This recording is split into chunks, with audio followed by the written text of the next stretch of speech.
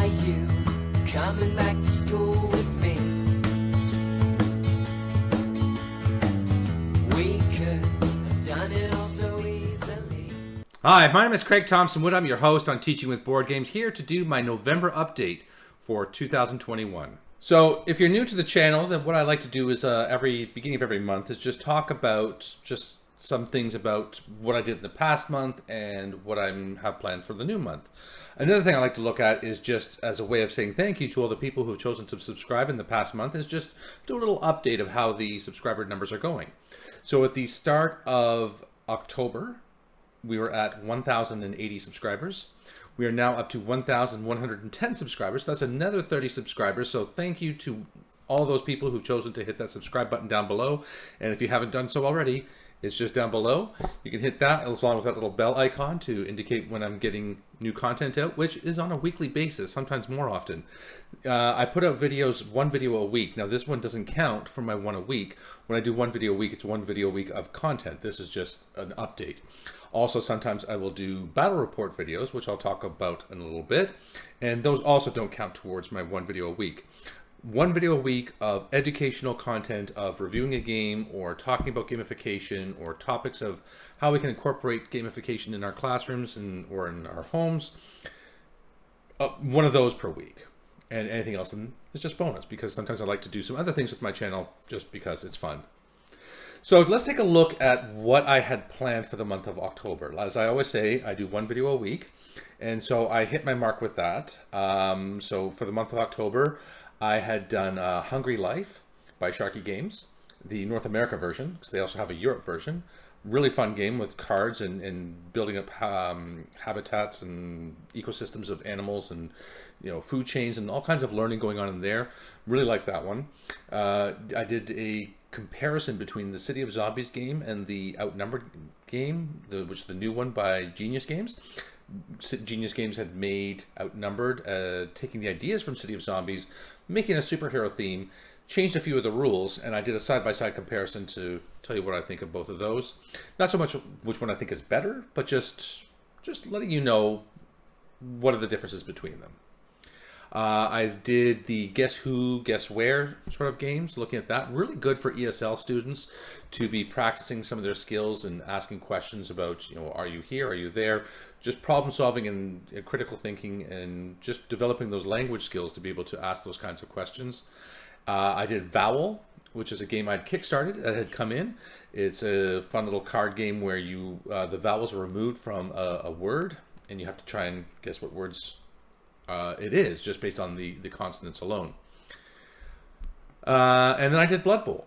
It's a Games Workshop game which has been around for 30-something years now. Been around for a long time, maybe even going on 40 years. Wow. Yeah, anyway, it's been around for a long time, and they've just come out with what they call the second season, although it's in its fifth iteration of the game or whatever, but they're calling this the second season, and I did a review of that one. Because that is a game I feel that has a lot of great learning in it too. Besides those more topic-related things, I also did a battle report for the game called Urban Manhunt, which is a fun game put out by Cynthia Celeste Miller, so you can check that one out. I also started a weekly battle report, which is going to be going on for the next 12 weeks, about Duel of Ages 2, which is a really sort of cool game with a mixture of all kinds of time periods and sort of a Hunger Games style where people come into domes. Anyway, I'm not going to try and explain it too much right now. Go watch the video. Like I said, I put the first one out, which introduces the game a little bit, sets up the characters I picked for it, and went into the first turn. So every week I'm going to put in one more turn, and the game lasts for 12 turns. Now, what I did plan on doing for the month of October was an interview. I said I was going to do one for September, and I didn't. I said I was going to do one for October, and I didn't. But I really, really did try. I really did try. Spoiler alert, I'm doing an interview with Matthew Tidbury, and we were just trying to get things. We were having trouble making our schedules work out, and then we finally were able to do it towards the end of the month, but then we were just having so many technical issues. I said, let's just put it off and wait until we can do this properly.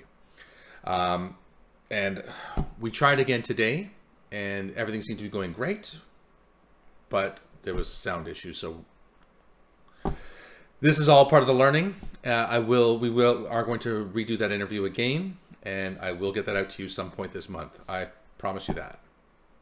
So what else do I have planned for the month? Well, like I said, I've got that interview with Matthew Tidbury to do. I have here something I just picked up I thought was quite interesting. It's Blokus Shuffle with Uno. I found this at a local Walmart, and I thought, you know what, I'm a big fan of Blokus. I think Blokus is a great game for some of your spatial reasoning and things. So I thought mixing it with Uno, I mean, I don't know. We'll see. Give it a shot and see what I think. But one thing I love about this is just seeing that Blokus is like still out there, and it's interesting to see that it's crossing over into a very mainstream game with Uno. So I find that somewhat encouraging. So I'll let you know what I think of that one. I'm going to be continuing the Duel of Ages thing, as I said, for the next 12 weeks. So I guess 11 weeks. We've already done the first one. And then I've had some friends. I just picked up a game. I just got a game in the mail. It's called Reign in Hell. It's a miniatures game based on, you're controlling a band of demons. And while that might not be an appealing theme to some people, it's, any kinds of games like these are going to have a lot of educational benefit to the people who play them, just because you're reading the rules, the maths you're doing and creating your teams, and then playing the games. So I've had a number of people who, when I said, hey, look what I got in the mail today, a number of people have asked me to do a review. So yeah, I will of course do that then. And if there's anything else that you, the viewer, would like to see on this channel, like I say, if it's topics of gamification, if you know of games you'd like me to review, if there's just talking about how to incorporate these kinds of things into your classroom setting, or if you're homeschooling or whatever, please just let me know in the comment section below. Do love to hear from the viewers. I find your input invaluable because it gives me a sense of what kinds of things do people want to see on the channel, and it helps me to focus to make sure that the content I'm putting out is something that people want to see. So I really do appreciate it. And that is going to wrap it up for this month's monthly update for November 2021. Until next time, I am Craig Thompson Wood, your host on Teaching with Board Games, saying thanks for coming to the classroom. Are you coming back to